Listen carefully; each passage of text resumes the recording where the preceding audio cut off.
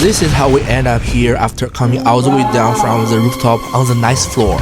Beautiful view, but we don't want it. Client side lift is broken, so that's why we take from rooftop then to another side. Get a bit of work here, gotta rotate. Tired. A little bit. Our guys are tired, but they're just beginning. Trying to fit the couch into the lift. The problem is this room. Is it gonna go downstairs? Yeah, that's right. We're definitely gonna go downstairs. So here is from the level 8. Let's give it a bit rolling. I almost feel dizzy.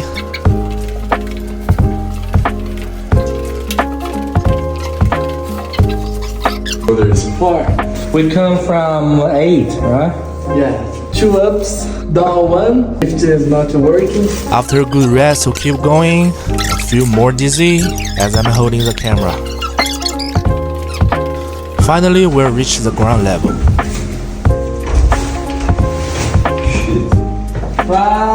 Unfortunately, the lockdown.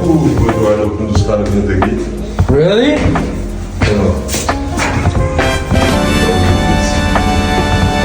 The news is on next.